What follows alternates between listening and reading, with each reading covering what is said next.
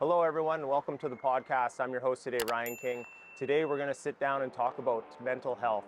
And to do that, we're going to sit down and talk with Corey Hirsch, former Canucks goaltender, author of The Save of My Life. Welcome to the Hall.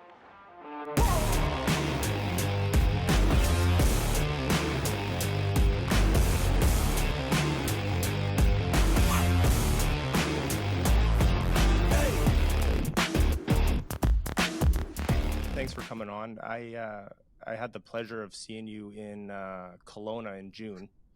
You were at the Western Pipe Trades Conference and did a presentation there, which was incredible. And, Thank you. I got a copy of your book then, and I've read it since then. And incredible story. Mental health is a huge topic of discussion, obviously these days. We have Movember, right? And I think we need more than just a month to talk about mental health, right? And you've definitely been at the front of that. Yeah, no, thanks for having me on, and that's great that you got to hear me speak. It's been pretty good. I've been going to speak around the province, actually across the country. I've been speaking quite a bit to a lot of different corporations and construction workers, banks, whatever, anybody that'll listen. And it's been going really well in that sense. So I've had a lot of success just with the mental health realm of it. It seems like we're in a place where we're ready to talk about it, right? And that's a good place to be finally, after so many years of not. We would have never been able to have this show 30 years ago, right? I mean, it would be hidden, nobody would listen to it. They'd be so we're in a much better place now. Yeah, it would have been shadow banned before shadow banning was a thing. It definitely wasn't a topic open for discussion. Yeah, no question, right? I mean, so we're in a much better place. Our kids are in a much better place. But now the problem is access to care, right? We're getting people reaching forward, but we need better access to care is what's going on now. Yeah. Now that there's the open forum where people at least feel comfortable speaking about mental health, and they reach out. Now it seems like there's kind of that overwhelming need for treatment, right? Because people are actually coming forward, and I don't think things are quite in place. There's not the infrastructure, if you will, to accommodate that. Yeah, and that's where we need to encourage more grants, more scholarship education for people to go into psychiatry, psychology, pharma research, things like that. That's where we need to start encouraging our youth to start doing more of that, right? Mm-hmm. And not to, I mean, part of the issue too is it's such a long journey for someone to become a psychiatrist or a psychologist, as it should be. But maybe we can help people by giving scholarships and donations, and offset some of the costs when they're going to school, because it's it could be quite a long time for someone to go to school to end up in that realm. But yeah, we definitely need more therapists of everything, more counselors, more psychologists, more psychiatrists. And that's probably the next step. Yeah, for sure. You need to start developing the infrastructure, like we were saying, just to have people access to that treatment. And it starts with education. We see it with apprentices and stuff like that. We want a whole workforce full of journey persons and Red Seal people, stuff like that in the hall here. But it starts with the training, right? And so if you want to have people that are experts in that field, you got to make that training accessible to them. No, and that's exactly it, right? That's what we need to do, and that's where we need our government to step up and make it. There's a couple things. One is a tax credit for mental health treatment. That would be nice to see. I don't know if we'll ever see it, but it should be, right? If they're not going to, if they're not going to pay for it through the healthcare system, which mental health is the same as physical health, and we've treated it differently. But if we're not going to, make people wait 1.5 years for treatment, then it's time to start looking at giving people tax breaks for going and getting the help that they need. So that's the other route. And the other way is, you want to, right now we're just putting out fires everywhere. That's all we're really doing, but we want to create long lasting change. We need to educate our youth and start creating systems and programs for them to be in place so that they don't have to be in the position that we're in right now. Yeah. Well, getting, tax credits, different things, within government or within our society, those things come from ideas, simply just talking about it. Obviously you've put a lot of thought into kind of this whole, I don't want to say industry, but this field, right? That it's an important topic, and some of these ideas, that's where some of these things stem from, right? Just someone saying, hey, and people adopt that idea and run with it. Next thing you know, you exact change, right? So it takes a bit. After going through your book, and you talk about people waiting for, you say you got to wait 6 months or you got to wait a year. In mental health, sometimes you don't have a year to wait for treatment. You don't have 24 hours to wait sometimes. Yeah. In mental health treatment, right? I mean, if someone's having a heart attack, we don't make them wait a year, right? Yeah. If someone's having, panic attacks to the point where they're suicidal, well, then, we're not going to make them wait, and yes, it's the hard part about it too is that unless you are suicidal, and say you are, you kind of get shuffled to the back of the line, right? Mm-hmm. If you say that you're not, and that's it shouldn't be that way. Everybody should get the same access. Mental health can be, it doesn't matter if you're suicidal at the point or not. It can get there very quickly, right? And we need to start seeing mental health as something that is a bit of an epidemic that can be deadly, because it can be. It's proven, right? I mean, we have our suicide rates, and it's proven to be something like that, but we don't see it like that, because we see it as if someone takes their lives at their own hands. Well, that doesn't count. That was them doing it. No, these people have suffered for years upon years. They didn't just wake up one day and go, hey, I'm done, and this is no either. No, they've suffered for years and years and years, fighting and fighting, and finally, until the point they're exhausted, and they feel they have no other option. Now, that's not the answer, but I can understand it. I can understand, how a person can get to that. And we need to start seeing it as, that can be that can be what is the outcome a lot of times, and we don't see that. And I think society does, but I don't think, our governments and people are ready to see it as deadly when it actually is, You see, if you go into the hospital and you're in, you're in emergency and you're in triage, someone comes in and they have chest pain. Boom, they're to the front of the line, right? Because that's more important than the kid that needs stitches in his knee or whatever, right? Yeah. But, when you look at it from like a mental health standpoint, the point when someone actually reaches out and says, hey, I need help, just the fact that maybe they don't have access to it or can't get the help right away, that might be the final straw, right? That might be what pushes them into that kind of next realm, if you will. And they think, okay, well, it's hopeless now if I have to wait, because they don't, usually, going through the book and stuff, reading about like, your kids and stuff, and they reach out at a young age because they have that safe space. But, if you're talking an adult, or say you're talking a middle-aged man, when they finally pick up the phone and say, hey, I need help, chances are they're pretty far down that road, right?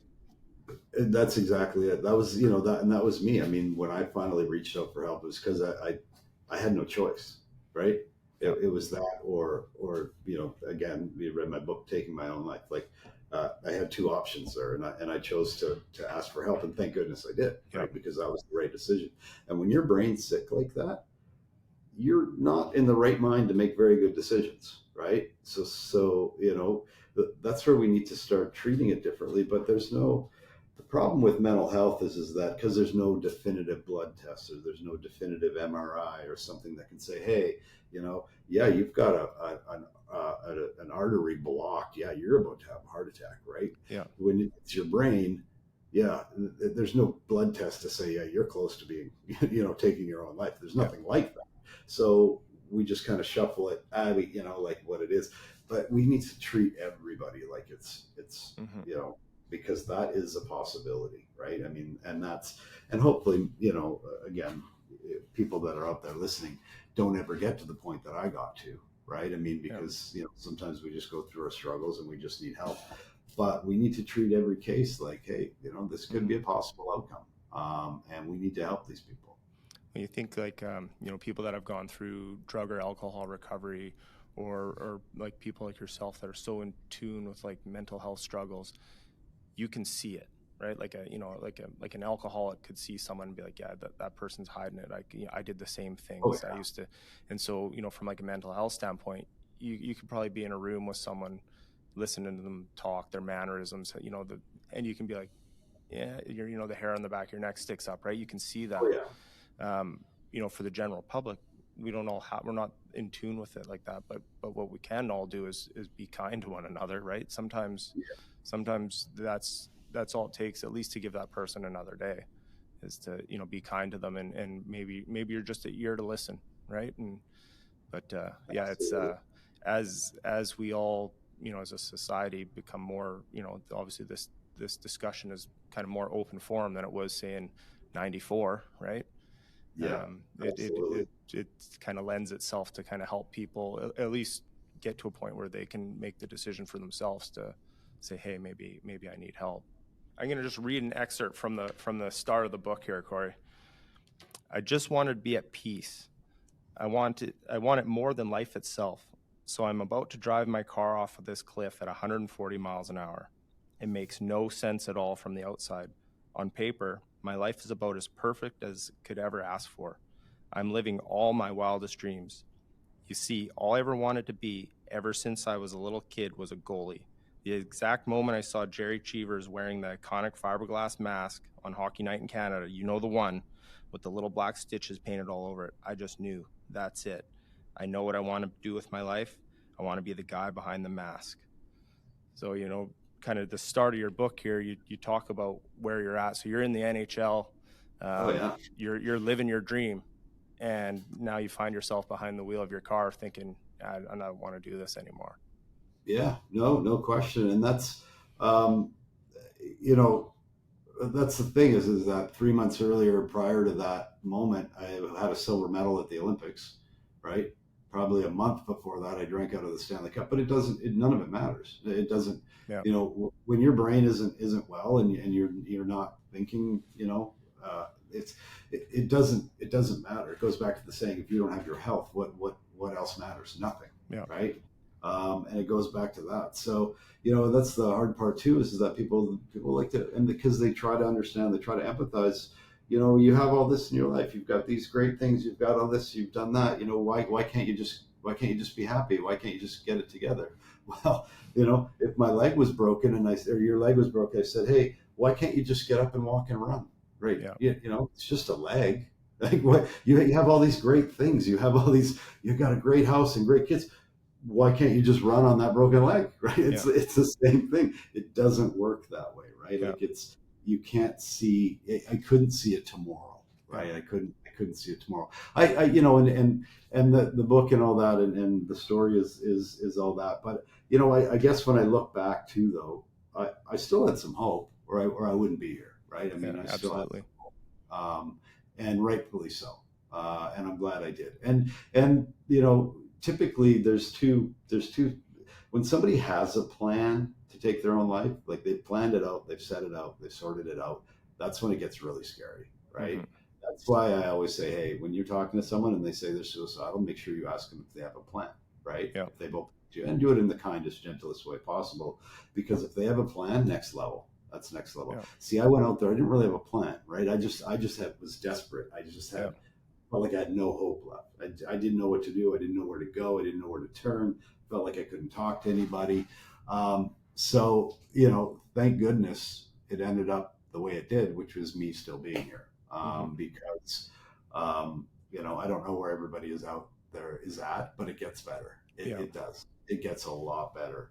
And the things that I would have missed out on, I would have missed out on my kids' birth, my daughter's wedding, all those wonderful things, only because I couldn't see a tomorrow. Yeah. Right. But you know what? When you get to the point where you can start seeing it tomorrow and the next day and the next day, it gets a lot better. And I always say this, just hang in there one more day. Just get it to tomorrow. Right. I know you can't see it tomorrow, but just get there. Right. If you gotta knock yourself out and go to bed, go to do that. Right. Just get to tomorrow when you're in that dark place. Well, that's a whole bunch of tomorrows make a week, and a bunch of weeks make a month, right? And next thing you know, you start to come out of that fog a bit, and you can see, in the Lower Mainland here, there's bridges everywhere, and you see on the bridges, out of necessity, you see the phone in the middle of the bridge, right? And Yeah. I drive by, and from time to time, you see someone on the bridge, and you're just like, man, I hope that phone call reaches somebody who's qualified on the other side to talk to you. And the other thing I was wondering, like, why do they put the phone in the middle of the bridge, right? I always wondered to myself, and so it's like going to give you a chance you got to hike up there in that moment, you're going to think about your decision, and maybe that's enough to maybe put a shadow of doubt and make you pick up that phone and call somebody, right? Well, that's, I didn't, I don't know either, maybe, but at least it's there. It's better than nothing, right? And then as far as I've seen people, on standing over the edge of the cliff or the edge of the ledge on a bridge. And I actually live in an apartment building in Vancouver, and I give all the credit. I watched from my patio once where the police blocked off the road within seconds, took action, and it was one of the most impressive things I've seen. And it was our Vancouver Police Department, and they got to this guy, they got him back over, and into, obviously into an ambulance and treatment and all that. I don't know what's happened now, but at that moment, I was so impressed with the Vancouver Police Department with what they did. It was incredible. That's good. So Corey, what was your moment then? You talked to your trainer. Your trainer was the one that was your lifeline, your phone call. So probably 3 years after the incident, in Kamloops, just tried to hide, but eventually, it's like you got a broken leg, you can't just not get it fixed, right? Like you can't just keep walking around on a broken leg and think you're going to go run a marathon, right? No, it doesn't happen. It doesn't work that way.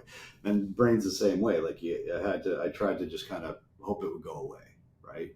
But I needed help. I was beyond that. So I reached out to Mike Bernstein, our trainer for the Vancouver Canucks, and he was the guy that when I pulled him aside, he was quite surprised and shocked, I think, with what I had to say. But it was I was down to 145 pounds at that point. Like I was, everybody was starting to notice that something was wrong with me. They just didn't know what it was.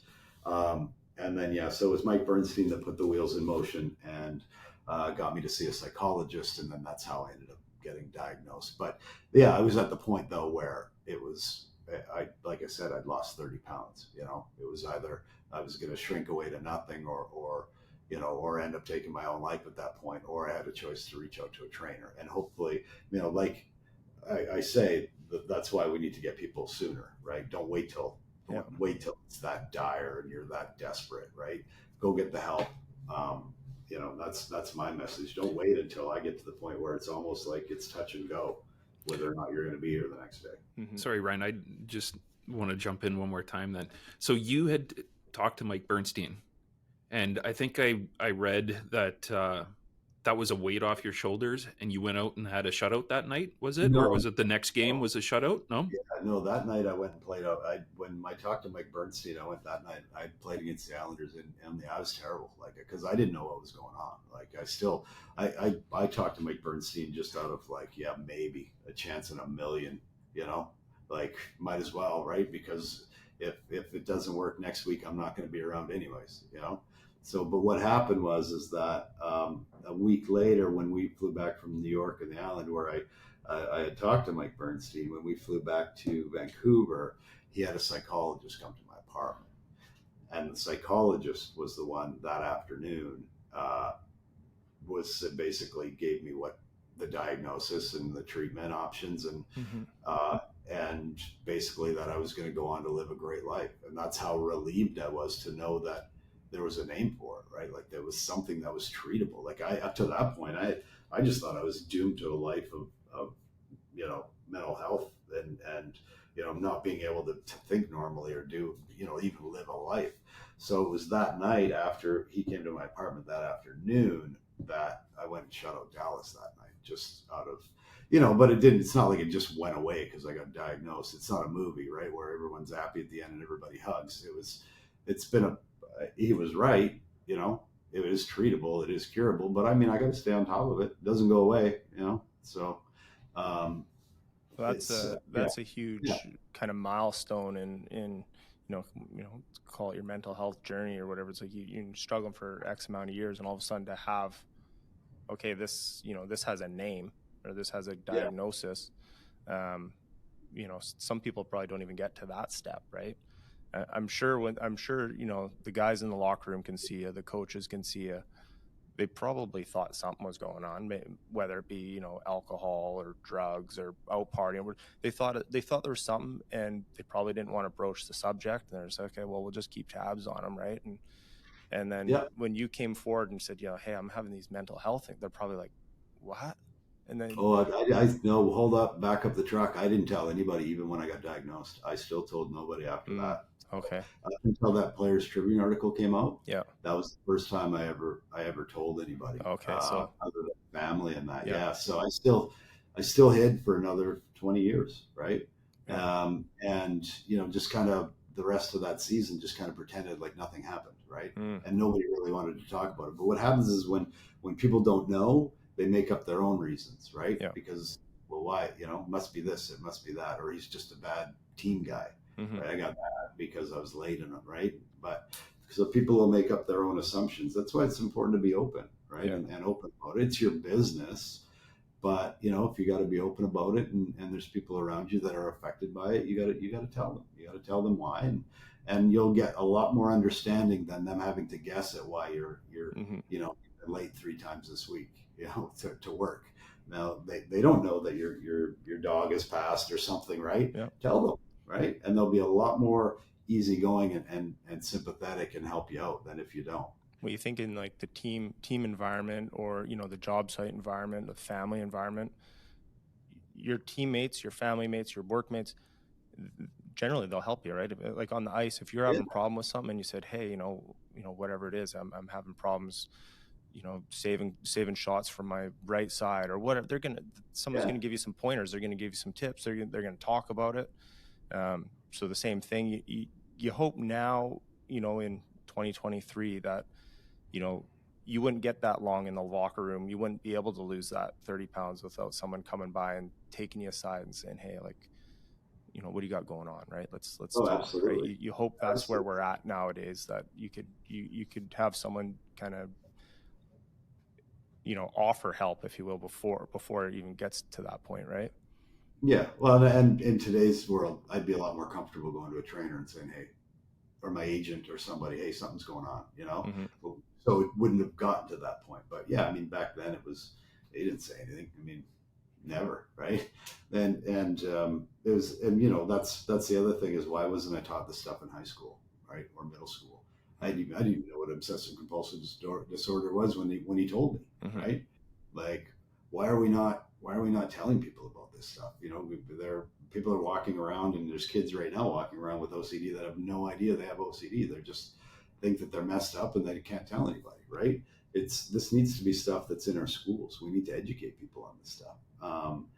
And that's how we're going to put a dent in suicide rates, is by education. We're not going to put it by throwing a bunch of money at down. We have Hastings here in Vancouver. It's heartbreaking, right? Yeah. We just keep throwing money at the problem. Yeah. Well, that's part of it, but educate people when they're younger, so hopefully they don't get to this point. And stop shaming and people for being on Hastings. And like when I say this too, I say, not one person that's down there that's homeless, when they were growing up, they didn't say, hey, I want to be homeless. That sounds like a good idea, right? No, they wanted to be doctors and lawyers, and something traumatic has put them there. Now they have to be part of their own recovery and responsible for their actions. Of course. There is that, right? You can't, but we have to help them and encourage them into treatment, not shame them for being, a junkie or an alcoholic or whatever. I mean, something serious has happened in these people's lives. That's why they're there, not because of, they just thought it was a good idea. And we need to start seeing it like that and start helping people. In the book, you talk about, so getting it early, having that kind of open dialogue when, people are young. You have a thing in the book about being the artist of like the phantom exit, right? Just kind of piecing out. When I was in high school, I had a good friend We'd hang out, we're riding BMX bikes, whatever we're doing, playing sports, and would always just exit. You wouldn't see him for days. And he wouldn't be bye or whatever. All of a sudden he'd just be gone. You're like, what? It was the weirdest thing. And we always just thought it was odd. And that individual, when he was 16, took his life. Oh, and no. so I'm reading this and I'm like, it's you don't see it or recognize it until you kind of know it, right? Yeah. Now, if these are things that were open discussion in some kind of class in grade 9, grade 10 high school, where people would talk about these things, recognize these things, because I'm sure at some level he was having, obviously some mental health issues, and he didn't know how to talk about it, and this is back in the early 90s. It wasn't open forum, right, if you will. And, after he passed away, people were like, oh, well, his mom and his dad were separated, and it must have been because of that. Maybe that was a contributing factor to a degree, but no, that wasn't the root cause of it. Clearly he had something going on, and it wasn't diagnosed, right? And well, there's always something, right? It's like we always want to pinpoint blame because we don't know, right? But typically there's a pile of things before someone gets to that point. Yeah. So what are some of the things you have going on now moving forward? So I do a lot of keynote speaking. So just polished up my website. So that's coreyhirsch.com. Got the book out. I got the podcast of the Players Tribune, Blindsided, just keeping busy with the mental health stuff. And then I just was elected to the Hockey Canada Board of Directors last weekend. So wow, congratulations. Yeah, thank you. So hopefully we're gonna make some change there and start educating a little bit more. And Hockey Canada is very dedicated to changing things and making mental health care a lot more accessible and educating our youth and all that. So that just happened. So I'm going to see how that kind of all the lay of the land right now, and then just see where I can make the strongest impact. And I would say for yourself, being with a big part of your career was working as a coach, right? You were a goalie coach for a number of years. Yeah. I would, if my kids were playing on the team, I'd want someone around that was kind of in tune with their mental health, right? Especially when these kids are traveling around, they're, quote unquote, unsupervised to a certain degree, right? And they're kind of finding their way, and they're at a pretty critical time for their their brain development, and to just have someone that kind of has that insight that's got to be a huge asset. No question. I hope so. I hope we can do that. I hope we can get there's I think between 500,000 registrants and 700,000 registrants in Canada for hockey. That's a pretty good schwack of kids that we can educate, and hopefully, like I said, in the hockey realm and in all the sports. Sport is a great thing. Sport is great for mental health, and in hockey we've had our issues, of course, but the game isn't the problem. The game is awesome. The game itself is so good for mental health, whether it be baseball, tennis, pickleball, whatever, right? Yep. Anything athletic is great for mental health. The problem is that we have people that within it that take advantage, and those we need to kind of weed that out and make the game great again for everybody. I have my youngest son's 11, just started playing hockey this year for the first time. So a year ago he skated holding onto the board. So shout out to the Semiahmoo Ravens.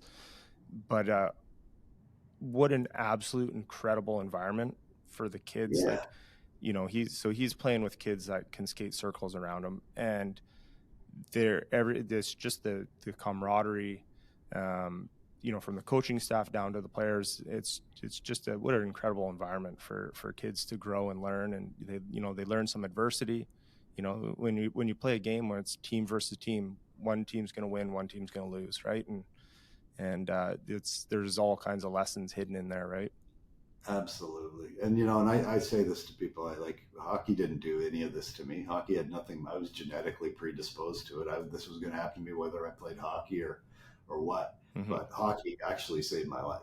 It taught me the resilience, the skills I needed to keep going, courage. It actually was probably the greatest thing for me while I was in my struggles. I had teammates, people that were trying to support me, and the sport is a great thing. We hear the one or two really bad things about it, and then it's all of hockey's bad, or all of tennis is bad, or all of this is bad.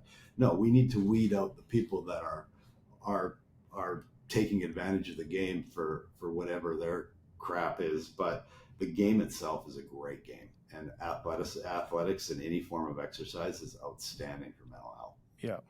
Yeah, it's I use the term as the grass is usually green where you water it, right? So you got a good thing. You just gotta maintain it. Exactly. For anyone that's watching, I got a cover. I'll show the cover here. So, The Save of My Life. It's an awesome read. The book itself, it's a little bit hockey history. It's a little bit it's not entertaining, to that sense. Like, obviously, I don't find your mental health struggle entertaining, but it's an easy book to read. I find myself, I didn't want to put it down. Some of the stuff in there, it's kind of an eye opener, right? Going through there, you're very fortunate to have a few people in your life that were good role models, good listeners along the way, and I think everybody in life can benefit from that. But yeah, it was a great read for me, and I think it's a big step forward to where we're heading and where we need to be at. Yeah, no, thank you for saying that, because when we wrote it and we printed it, I wanted it to be something that was fast paced. Because someone like me who has mental health issues, I struggle to just sit and read a book, right? Like it's hard for me to do that. Unless it can grab my attention, and the spacing is good. It's a really easy read in the sense that physically reading it's easy. Emotionally, it's a tough read. I'm not gonna lie. It's a tough read emotionally, but and I wanted it to be informative. I wanted people to walk away and say, you know what, they learned something, and I hope that people do.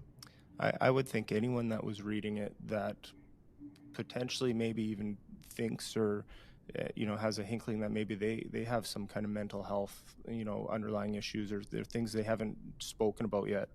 When you read through that, you think, oh yeah, and there's some relatable moments, right? And you think, okay, yeah, I'm not alone in this, right? This is in there you talk about there's no boundaries. Mental health it's not men, women, adult, child, professional athlete, banker, plumber, pipe fitter, electrician. There's no boundaries on mental health, and it affects everyone at any kind of, you see a lot of it come in their younger years of life, but that's not always the case.